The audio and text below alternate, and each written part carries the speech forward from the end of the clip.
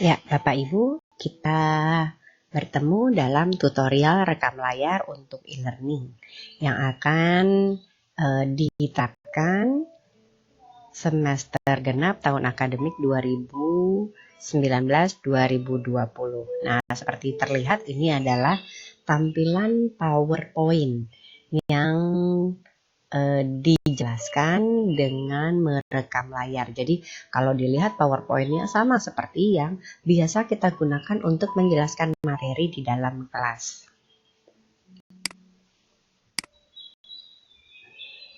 Nah, hanya saja penjelasan materi PowerPoint ini harus diarahkan pada pembelajaran berbasis teknologi dengan blended learning dan flipped classroom. Blended learning adalah kombinasi pembelajaran online dan tatap muka. Ada proporsi pengantaran bahan ajar yang biasanya online dan kadang-kadang dilengkapi dengan diskusi online. Kalaupun tidak dilengkapi dengan diskusi online, kita bisa berikan instruksi-instruksi apa yang harus dilakukan. Dan ada pengurangan frekuensi tatap muka. Untuk DSTB Alia sendiri bukan berupa pengurangan frekuensi, tetapi pengurangan durasi tatap muka. Nah, pengurangan ini diizinkan asal dalam koridor 30% sampai 79% proporsi online. Nah, pembelajarannya menggunakan sistem flipped classroom.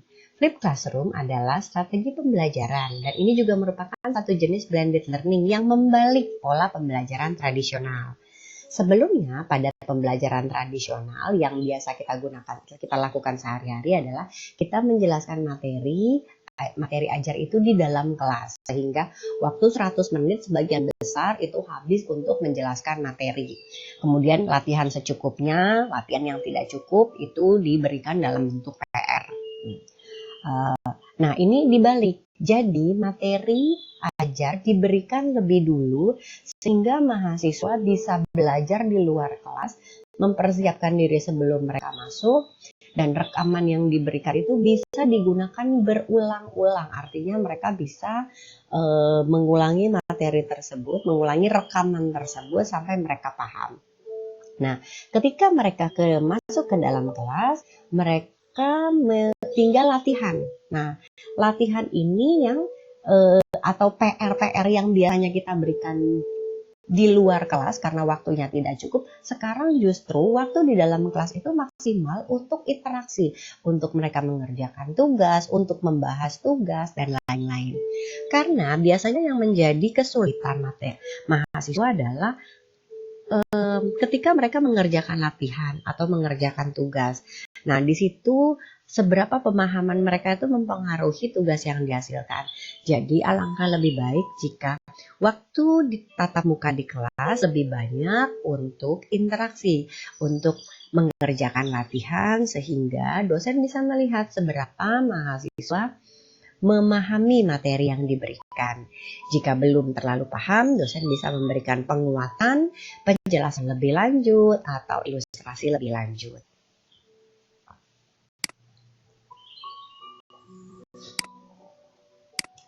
Nah, ada beberapa hal yang bisa digunakan untuk rekam layar, misalnya penjelasan PowerPoint.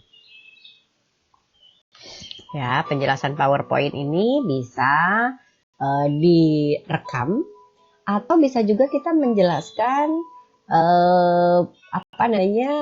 video materi ajar, menjelaskan materi atau konsep atau balikan tugas ya yang dibahas. Jadi misalnya mereka sudah diberikan tugas, kemudian pembahasannya waktunya tidak cukup. Nah, kita juga bisa merekam layar untuk membahas tugas-tugas yang sudah mereka lakukan. Jadi ini seperti summary ya, jadi atau rekap dosen terhadap tanggapan dosen terhadap tugas-tugas yang diberikan. Itu juga bisa diberikan dalam bentuk rekam layar dan instruksi kegiatan.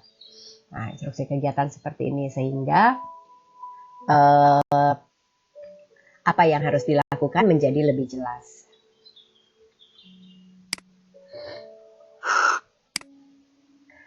Merekam layar sebenarnya bukan hal yang sulit, bahkan bisa dibilang mudah. Karena aplikasi untuk rekam layar itu sudah banyak disediakan. Ya, kita bisa merekam menggunakan PC atau laptop atau hanya menggunakan HP. Nah, aplikasinya juga sudah ada yang bawaan, ya, sudah ada yang bawaan. Jadi beberapa PC dan HP itu sudah menyediakan aplikasi rekam layar ya yang ditanam dalam gadget tersebut. Nah, jadi kita bisa gunakan QuickTime atau Gambar untuk laptop ya. Jadi QuickTime itu bisa untuk Apple, kemudian kita bisa gunakan Gambar untuk Microsoft. Kalau kita mau gunakan aplikasi yang tinggal di-download ya di internet secara bebas, kita bisa gunakan Fastone, Camtasia, Screencast-O-Matic, atau PowerPoint. Sangat sederhana ya, bahkan hanya PowerPoint pun kita bisa gunakan untuk rekam layar.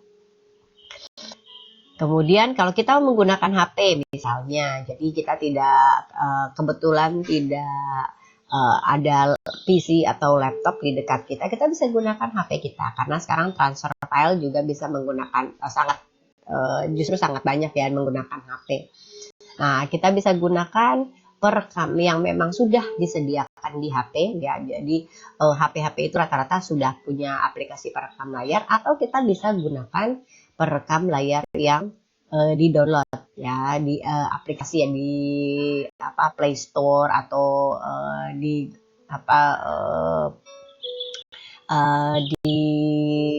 disediakan di internet. Jadi ada Easy Screen Recorder, ada Do Recorder, atau Mobizen Screen Recorder, dan lain-lain.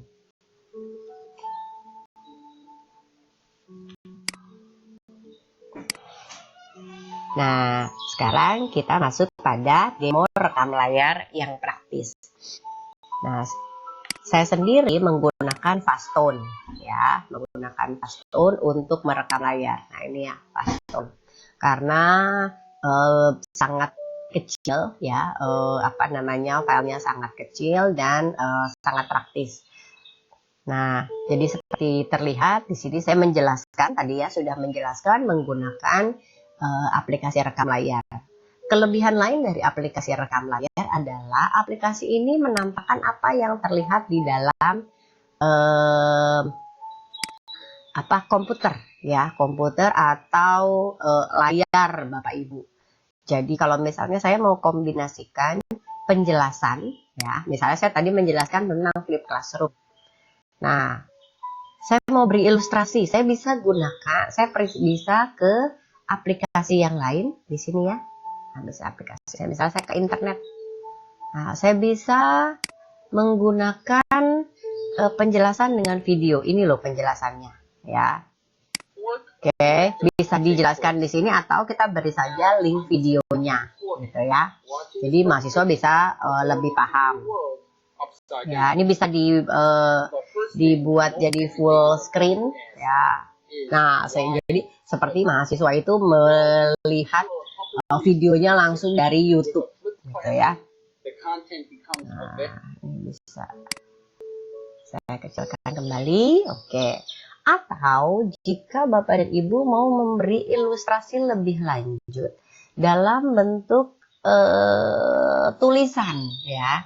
Kalau materi PowerPoint itu kan biasanya ketikan atau teks ya, yang diketik gitu. Sehingga kalau ada beberapa materi yang harus dijelaskan secara pakai tulisan gitu, misalnya kayak kanji atau apa ya, mungkin perlu dijelaskan hubungannya ya. Jadi kita perlu tuh menggunakan whiteboard, tidak bisa tuh kalau diketik. Oke, baik, kita gunakan saja aplikasi whiteboard. Ya, nih aplikasinya, aplikasi whiteboard. Oke. Nah, di sini seperti tadi ya, tadi sudah saya hapus misalnya. Saya bisa bikin lagi. Di sini saya ketik. Jadi misalnya kita bisa siapkan dulu ya apa yang harus diketik. Nah, kemudian yang di sini tulis. Nah, di sini saya tulis gambar. Nah, kemudian saya mau menjelaskan hubungannya. Nah, saya jelaskan yang ini harus diketik.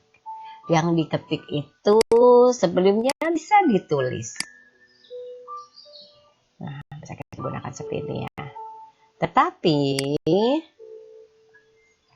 yang ditulis kemudian bisa digambar.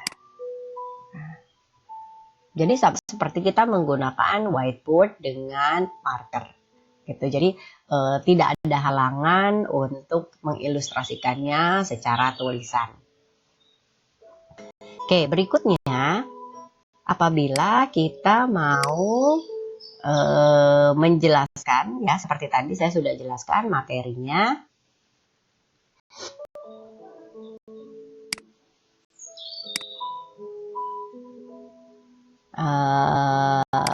Saya mau memberi tugas lanjutan. Setelah tadi saya terangkan, coba ya kalian diberi tugas baca dalam bentuk e-book. Nah, saya terangkan e-booknya yang ini, kerjakan chapter 1, kemudian activity 1-1. Nah, itu bisa ditunjukkan di sini.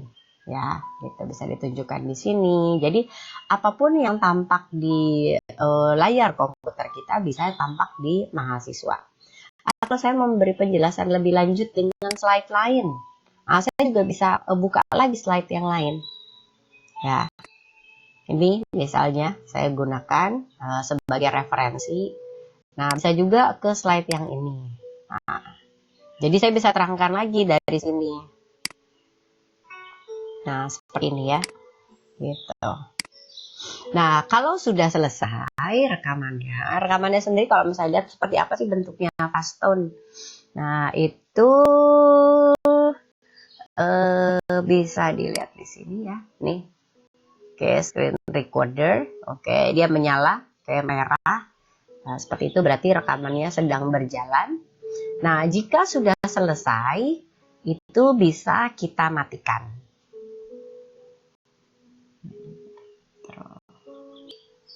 Ya, bisa kita matikan. Oke, waktunya. Dan setelah dimatikan, kita bisa lihat di layar. Oke, jadi ya seperti ini. Tuh, langsung sudah terekam tutorial rekam layar. Oke, ya, tutorial rekam layar. Nah, ini lokasi filenya. Mana tadi tutorial. Nah, nih tutorial rekam layar. Nah, file inilah yang bisa kita upload ke Google Classroom gitu. Jadi ini yang kita berikan ke mahasiswa sehingga mereka bisa mendengarkan rekaman ini kapanpun dan dimanapun sebelum mereka masuk ke kelas. Jadi karena kita mengharapkan mereka sudah memahami materi sebelum masuk ke kelas, alangkah baiknya jika Bapak dan Ibu bisa memberikan materinya beberapa hari sebelum kelas dimulai sehingga mereka ada waktu untuk mempelajarinya dan sehingga ketika mereka masuk ke dalam kelas mereka sudah siap. Oke, nanti akan ada satu video lagi rekam layar menggunakan PowerPoint.